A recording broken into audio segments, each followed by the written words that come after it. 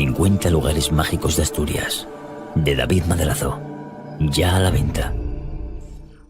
Más de 100 años de historia. Entre aquellas piedras atadas a la hiedra, me desvelaron secretos sobre incendios, rituales y enseñanza a numerosas generaciones de huérfanas. Pero lo más terrible, y que sin duda cargó de horror toda su existencia, fue el periodo en que sirvió como hospital de sangre.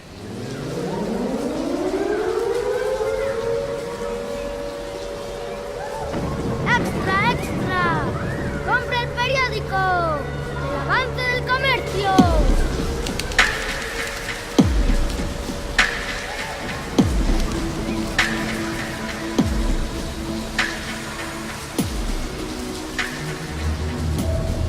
En el año 2008, entrevisté a una persona, Mario, que durante la década de los años 90 captó unas psicofonías en unas ruinas y que posteriormente había descubierto que eran de un antiguo orfanato femenino. Aquellas grabaciones le marcaron de por vida, sin llegar a repetir la experiencia jamás. El lugar aún existía y en pleno siglo XXI emprendí, atraído por aquella experiencia, una indagación profunda sobre la historia de dicho lugar. Más de 100 años de historia, entre aquellas piedras atadas a la hiedra, me desvelaron secretos sobre incendios, rituales y enseñanza a numerosas generaciones de huérfanas. Pero lo más terrible, y que sin duda cargó de horror toda su existencia, fue el periodo en que sirvió como hospital de sangre. Un periodo oscuro y tenebroso, poco documentado, el mayor de todos sus íntimos secretos. Los hospitales de sangre eran centros improvisados, clandestinos, creados en plena guerra civil para curar heridos víctimas de la contienda y de las epidemias desatadas por el hambre, la miseria y el sufrimiento. Con medios muy escasos. ¿Acaso es el periodo del hospital de guerra la causa de la actual actividad paranormal? Las indagaciones, la labor documental y las experiencias de campo entre sus ruinas en este año de nuestro Señor 2016 apuntan directamente a ello, y le invitamos a conocerlas. Acompáñenos al asilo de Santa Laureana, un viaje que no podrá olvidar.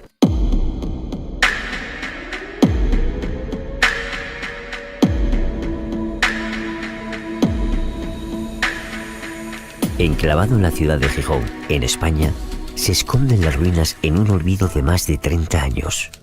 Una edificación portentosa y enorme. El entorno fue reconocido durante casi un siglo como el asilo de Santa Laureana. Acisclo Fernández Ballín, personaje ilustre de la ciudad de Gijón en pleno desarrollo industrial, donó parte de sus tierras con el fin de honrar a su esposa, Laureana González, para dar techo y escolarizar a la mayor cantidad de niñas huérfanas y necesitadas, dado que el destino, cruelmente, les incapacitó con la posibilidad de tener descendencia. Corría el año de nuestro Señor 1895, cuando Ballín, profesor y consejero de Instrucción Pública del Gobierno, adelantado para su época, fallece sin ver finalizada la construcción y el apogeo de su sueño para niñas desamparadas.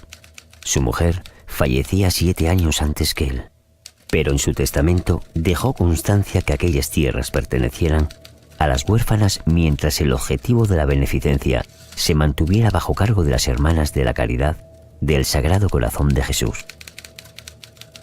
Y llevaría por siempre el nombre de su esposa, gran entusiasta de los niños.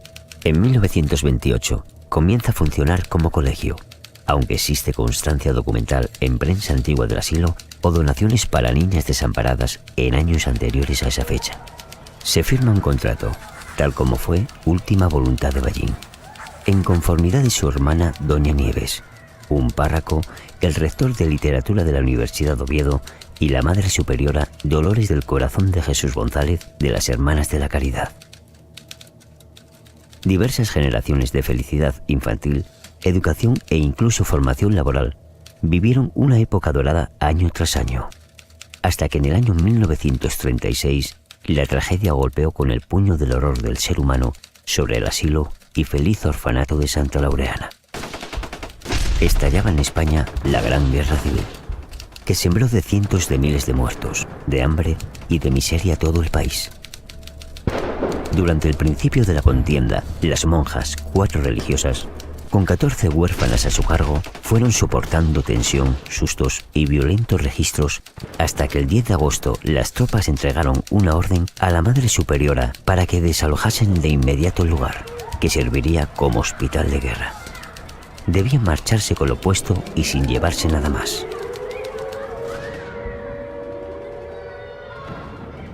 La historia cuenta cómo la Madre Carmen Marín, Consuelo Arias, Manuela Porta y Luisa Villalain, entre los llantos y lloros por las huérfanas, la más pequeña con 8 años y la mayor 18, despertaron la pena y la misericordia entre el mando de tropa que les permitió quedarse aquella tarde en su asilo mientras las ambulancias, camillas, militares y el personal médico ocupaban el edificio. Posteriormente, fueron conducidas a un palaciosito en el próximo monte de Deva, ocupado por aquellas tropas donde estarían bajo su cargo y protección. Las hermanas se marcharon viendo cómo las tropas sacaban a la calle pupitres, libros y demás material que para el Hospital de Sangre Ballín, hospital número 6, a partir de aquel instante, carecía de necesidad y de importancia. 40 días después, las hermanas eran separadas de las huérfanas. Ante la vista de la futura duración de la guerra, las autoridades de la ciudad decidieron hacerse cargo de las huérfanas mandándolas al colegio llamado San Vicente.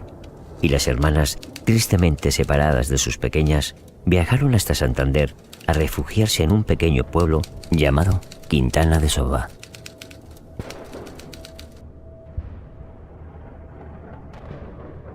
Un año después, tras soportar sufrimiento, hambre y diversos problemas, las hermanas regresaron con la decisión de ayudar, al margen de ideales políticos, a los heridos y enfermos que se resguardaban en su antiguo hogar. Pero la guerra duró mucho y no pudieron volver a dar clases y cobijo a huérfanas hasta el año 1940. Luego, las consecuencias de la Gran Guerra les fue dejando más alumnas, cuyo número creció mes a mes y año por año. La posguerra enterró el recuerdo de aquel hospital de sangre. Lugares de ayuda pero de horror.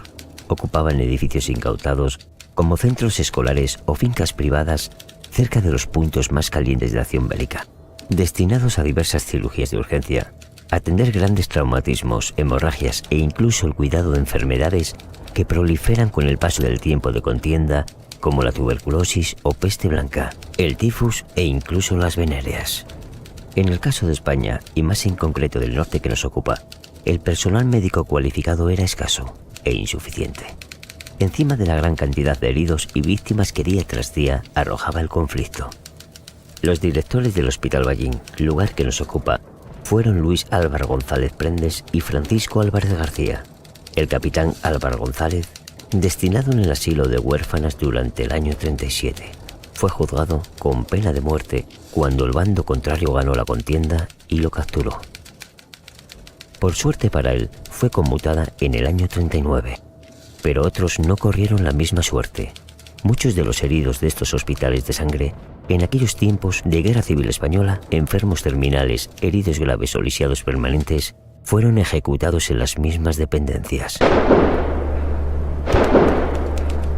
Tal vez ocurrió lo mismo en Santa Laureana, pero las monjas se guardaron de haber sido testigo de ello, el secreto con ellas para siempre. 114 camas, además de las improvisadas, dieron allí cobijo y auxilio a cientos y cientos de heridos en batalla, mientras permanecían ocultos de posibles bombardeos, gracias a aquellos grandes árboles, allí en primera línea. Cuentan que en aquellos tiempos no se empleaba la anestesia actual. Sin apenas medicamentos ni vendas, muchas veces los recursos obligaron a emplear medios horribles para intentar curar aquellas vicisitudes sangrientas. Incluso existen documentos en España de operaciones exitosas con el uso de alambres improvisados para unir desprendimientos diversos o medios improvisados para arreglar fracturas y cortar hemorragias o transfusiones de sangre de muertos a vivos. Infecciones y enfermedades eran formas de morir más lentas y horribles que una muerte rápida en el campo de batalla. Los años como asilo en Santa Laureana prosiguieron por años, hasta que en 1982 las hermanas se trasladan abandonando el lugar por problemas económicos a otro orfanato más moderno y con más recursos. En el año 1987 se produce un terrible incendio que destruye gran parte de las instalaciones. Como cuenta el artículo rescatado de la prensa antigua del 10 de junio de 1987, los vecinos habían visto agentes que rondaban el lugar aquella misma tarde, además de ser testigos de cómo desde el abandono de las hermanas, otros indeseables buscan el robo de cualquier objeto de valor. En el año 2005, el entorno, parcelas y restos de edificios regresaba, tras una dura batalla legal, a manos de los descendientes del noble, valiente e ilustre Ballín, que con su deseo creó un sueño que duró muchos años, pero que la mano del odio del ser humano llegó a destruir casi por completo. Unos años antes, un joven adolescente, ajeno a la historia del lugar, captaba unos sonidos imposibles en una vieja grabadora. En el año 2008 me contó su experiencia paranormal y conocí el lugar, pude rescatar su apasionante historia, prácticamente olvidada, salvo por sus últimos protagonistas. Mario García. Aquí pues tuvo unas vivencias bastante especiales, remontándonos a la década ya de los 80, por ahí. No, un poco del 91 fue. Año 91. Nos lo va a contar ahora. 25 años ya. Cuéntanos, ¿cómo conociste tú este lugar? Pues esto lo conocí de manera casual, viniendo un día con unos amigos, saliendo por ahí de marcha, cuando éramos más guajes, adolescentes. Y de manera aparentemente casual llegamos a este punto, nos metimos y nos pareció bastante curioso y tétrico. Entonces yo tenía una grabadora de esas antiguas de cassette y se nos ocurrió venir al día siguiente, poner la grabadora en el piso de arriba y vinimos. Aquí, perdón, ¿aquí dónde estamos? Creo que es aquí, ahora que está oscuro no sé ubicarlo, pero si la otra vez estuvimos por aquí, debe ser justamente que está aquí arriba, ¿no? Sobre todo de frente a la izquierda. Sí, bueno, según el piso superior que tenemos accesible a día de hoy. Pues vinimos al día siguiente a coger la cinta, que me acuerdo que era de 90, la escuchamos y lo que se oía era un bullicio aniñado de críos, esto era de niñas, se ve de niñas por lo tanto, y lo que más claramente se percibía era un botar de balón en una cancha, de baloncesto, de fútbol, y fue algo que nos impresionó. Éramos dos amigos, después lo escuchamos en casa de uno de nosotros, junto con otras 4 personas, y menos una, me acuerdo, una chica que no oía o no lo quería oír, el resto lo percibíamos claramente. Esa fue la experiencia que tuvimos, no volvemos más porque la verdad que aquí nos impresionó, estando en mitad de la adolescencia, y desde entonces, han pasado 25 años, este lugar ha quedado como uno de los sitios peculiarmente misteriosos de esta ciudad. Entonces cada que paso por aquí, pues corriendo, voy a trabajar, vengo, etcétera, me acuerdo, pero tampoco es que me produzca demasiada alegría volver a estar aquí, porque me acuerdo que la última vez que vine con David y su equipo, ellos quedaron aquí dentro y yo tuve que salir, si te acuerdas, porque empecé a sentir un poco de desasosiego, de ansiedad, y yo no soy una persona tendente a ello, porque me sentía poco a gusto, me sentía poco a poco, a medida que pasaban aquí los minutos, incómodo, inquieto, no oí, ni escuché, ni percibí nada, ni nada catalogable de paranormal, pero sí una inquietud que encendió el instinto de supervivencia y me dijo, Mario, lárgate de aquí porque hay algo chungo. Y entonces les esperé fuera hasta que acabaron la investigación. De momento todo parece apuntar a lo que hablábamos antes, impregnaciones. De momento nadie habla de fantasmas, pero sí de cierta energía sutil que parece quedar atrapada en determinados sitios donde se producen acontecimientos que nuestro propio cerebro, vivencias, impregnan. Tragedias, alegrías. Ahí tenemos que variar un poco en el contraste. Cuando tú eras adolescente, ¿sabías algo acerca de este lugar, de lo que era? No sabía nada, lo supimos esa misma tarde de viernes o de sábado que vinimos, porque encontramos unos panfletos explicativos del colegio, eran blancos y naranjas, que después tú creo que alguno encontraste por ahí investigando, en el que aparecían fotos de las colegialas y de las maestras, eran monjas. Y de las instalaciones, claro, me acuerdo que cogimos el libreto y comparamos a unos habitáculos en los que estábamos con los que aparecía en la fotografía. Esto era la cocina, esto era el cuarto de arriba, esto era la despensa, etc. Y ya es el cambio brusco. Después, con los años, y gracias a David, que se interesó por todo este asunto, he hecho mano de la historia, y claro, que si había sido hospital de sangre, que si había sido atacado en la guerra civil, que si había habido aquí incendios, muerte, o vete tú a saber qué, o ritos de paganismo, o magia negra, o cosas poco afables de pensar. Y fue a raíz de eso, de aquel libreto, que lo mantuve unos cuantos años en casa. Después, bueno, pues vas creciendo, igual que la cinta se perdió el libro y demás, y fue lo único que supe. Y después son cosas que corroboré cuando vine con David, hacía 7 años, y indagando en la historia de este lugar, me dije, caray, no estaba yo tan equivocado cuando, siendo adolescente, sentía aquí inquietud. Es decir, a base de los datos que me ofreció David y su equipo, y lo que sentí yo aquí hace 7 años. Empecé a sentirme, pues eso, relativamente mal y sin ninguna gana de seguir aquí. Aunque estaba con el resto de la gente, estaba bien y a gusto, pero me sentía muy incómodo. Entonces, como digo, 2 más 2, 4. Si el río suena, es que agua piedras trae. Bueno, Mario nos va a acompañar en lo que va a ser, a partir de ahora, hacéislo también, la investigación paranormal de hoy aquí. Se va a basar en recoger, bajo vigilancia y protocolo, porque ya oís de fondo que se oyen perros, se puede oír cosas que se pueden confundir en el posterior análisis. Haremos exhaustivamente un control de audio para grabar cualquier anomalía. Imaginaros un balón botando aquí dentro, sin lugar a dudas no vendría de fuera. Lo vamos a estar registrando y apuntando todo. También grabaremos con infrarrojo, porque la infravisión capta lo que el ojo humano no puede ver y a veces nos sorprende. Y haremos alguna práctica más a lo largo del tiempo, siempre controlada medida, y lo vamos a hacer todos juntos. Lo vamos a hacer como en otras ocasiones, que nos vamos a separar. Si os parece bien a todos, vamos a estar juntos en todo momento.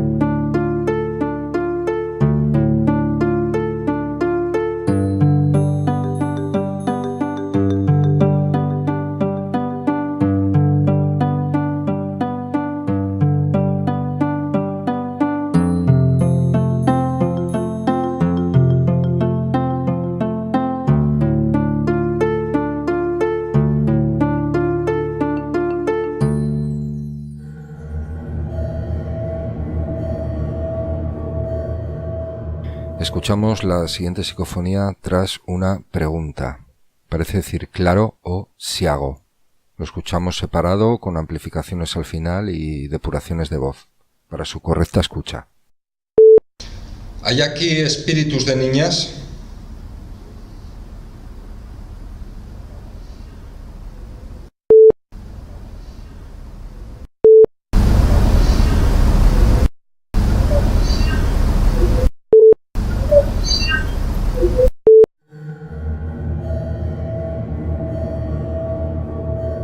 Pregunta del investigador si hay algún soldado. Se escucha un ladrido de perro correctamente anotado bajo ruidos externos y posteriormente una voz muy entremezclada con el silencio del entorno, con el ruido ambiente.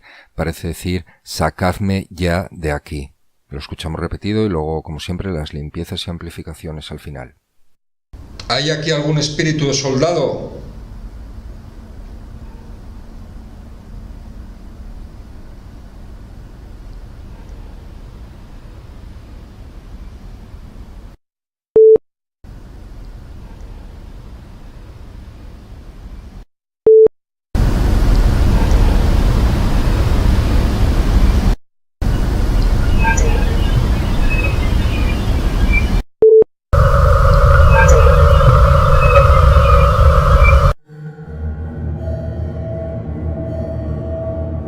Pregunta del participante: ¿habrá niñas que quieran jugar aquí? Y una extraña distorsión aparece, parece decir aquí o algo así. Es una extraña distorsión, es una clara anomalía. ¿Habrá niñas que quieran jugar aquí?